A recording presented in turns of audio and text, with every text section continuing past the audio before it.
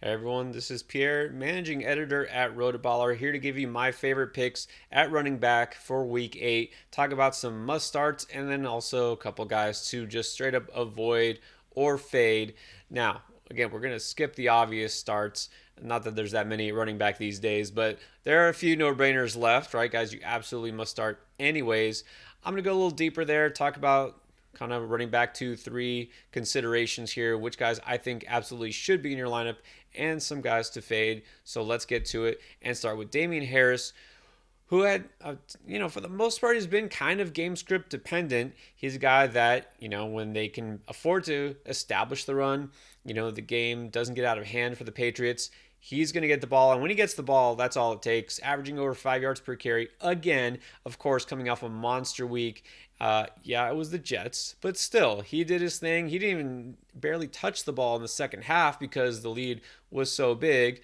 But still, this is a guy that we know can break it off at any time. He's getting in the end zone. He's getting almost all the red zone carries for the team.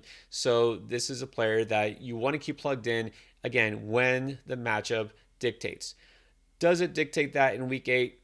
I think it does. Of course, they're going to play the Chargers. So this is a team that is going to go and, this is a team that's giving up the most yards per carry against running backs, 5.29. There's no defense that you want to start running back against more than the Chargers. Now, as far as game script itself, are the Patriots going to get behind big? You would think, well, the Chargers, good offense, good team. But again, Chargers aren't a team necessarily that's rolling over all its opponents. And the Patriots also, for whatever reason, they're a team that just seems to play to the level of their opponent. There's some games we thought they'd get rolled against the Cowboys, and they stayed really competitive until the end. And then the games that they're supposed to blow out their opponent, other than the Jets, of course, but like the Texans, there's teams where they're just not putting up huge points. It's hard to tell with the Patriots, but they're always competitive. Let's put it that way. I don't think I'm worried about Harris getting phased out of this game. So he's a guy that, no, he doesn't have the pass catching ability that you really want in a running back these days, but he's a guy that could break off a 100-yard game for you, get in the end zone. He really has that upside. And again, this run defense, you basically have to start running backs against. So keep Harris plugged in. Don't worry about, the Chargers rolling over the Patriots. Don't think it's going to happen anyways. All right, what about Eli Mitchell? Not necessarily a must start on a weekly basis. We really don't know, other than Debo, who to trust in that San Francisco offense. I know I don't trust Kyle Shanahan anymore, but one thing that we've seen is he does seem committed right now to Mitchell. All right, so Trey Sermon's just basically a non-factor, non-existent for whatever reason. The only other running back who touched the ball last week was JaMychal Hasty, and he only touched it 3 times. It is all Mitchell. And what we saw from Mitchell was he put up 100 yards on the ground for the second time in only 4 games. I can't even say it's 4 starts. It's 3 starts. The first game, remember, he didn't start out. He got to go in because Mostert got hurt right away. So 4 games where he was basically the lead back, and 2 of them he's gone for over 100 yards. What about this week going against Chicago? It's not really anything to worry about. Chicago, kind of middle of the pack run defense. But look at the way Chicago has been playing. Basically, no offense there. I mean, that team is lost. I think we can safely say San Francisco will be able to run the ball. And I think they're going to want to run the ball based on the fact that they don't know what they're getting from Jimmy Garoppolo these days. So I think Mitchell gets another about 20 plus touches. Could be another 100-yard day in the store, but you've got to feel good about his chances. So a lot of upside here with Mitchell. Definitely keep him plugged in if you can afford it. And then Michael Carter, what's a Jet doing on here? Okay, hear me out. It's not going to be rushing, okay? It's just not. Look, Carter is, in so far this year, barely getting 30-something yards, 3.5 yards per carry. Not good. Of course, not a good offense, not a good rushing attack. It doesn't really matter how many touches he could be in line for, but that's not what we're looking at. So forget the rushing ability. I'm talking about him as a pass catcher. You might have not even noticed, based on the fact that they just got blown out last week, he caught 8 passes for 67 yards. Okay, so that, might be a factor of the fact they were getting blown out, right? From behind, need to pass the ball a lot. Just happened that way. It doesn't mean it's going to happen again.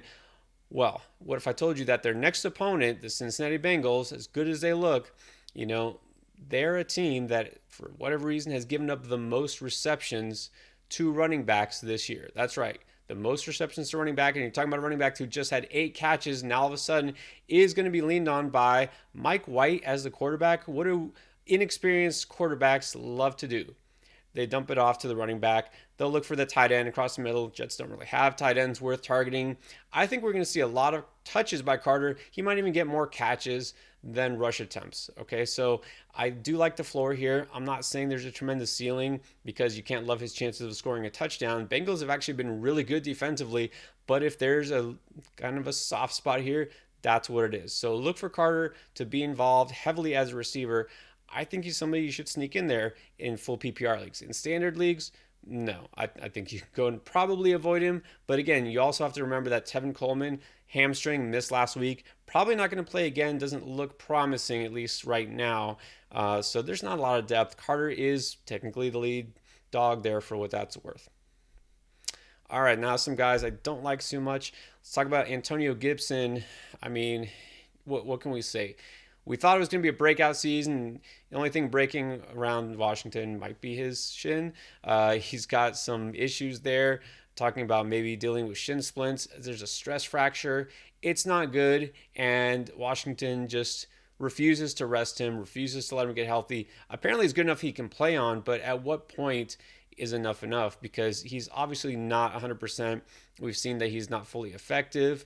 Other than week 1, where he rushed for 90 yards. Doesn't have a 100-yard game on the ground all season, all right? And since then, he hasn't even gotten to 70 yards in a game. So it's not like he's being overly productive. His snap count has gone down each week. Now it's hovering around like the 40% mark. It's not good. He's barely out there. He's not catching passes like we thought he might. I mean, the upside is almost completely gone here. So I mean, it's like we're just waiting and holding our breath, hoping he doesn't get injured and out for the season at this point. I don't feel comfortable starting in my lineup. I don't feel comfortable holding on to him. Talked about him in previous articles I've written as a trade now guy. I'm not even talking about sell high or sell. Just trade now. Get something for him while you can.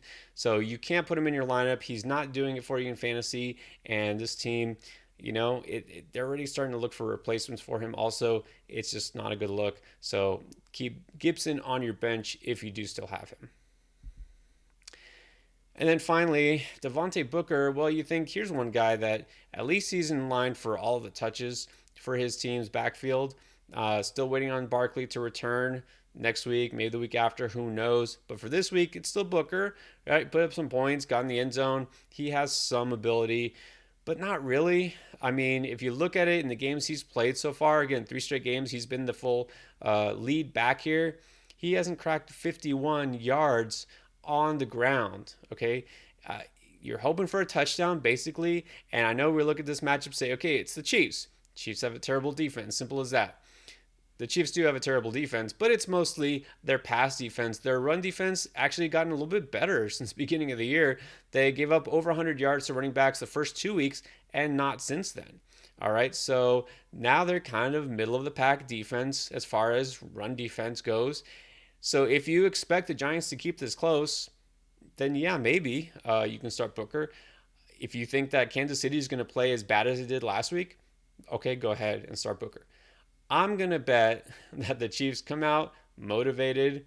I think they do actually score a lot of points. You got to remember, this game is going to be in Arrowhead, so they should be fired up. Look, if the Chiefs lose this game, that's it, right? You just call it quits. The season is over. It's all hell's going to break loose. I don't think it's going to happen. All right, the Chiefs are not going to lose to the Giants. They're probably not going to put up single-digit point total. I think that the Chiefs are going to score plenty. I don't see Booker getting a ton of opportunity, and I think that I'm going to fade him this week.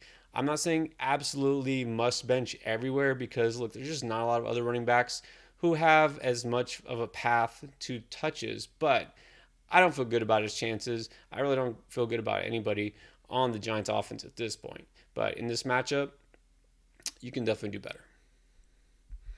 All right, so those are some of my picks for running back in week 8. Let me know what you think. You can leave a comment here. And of course, check RotoBaller all weekend long for updated rankings. Try to give you the best advice each and every day. All right, thanks for watching.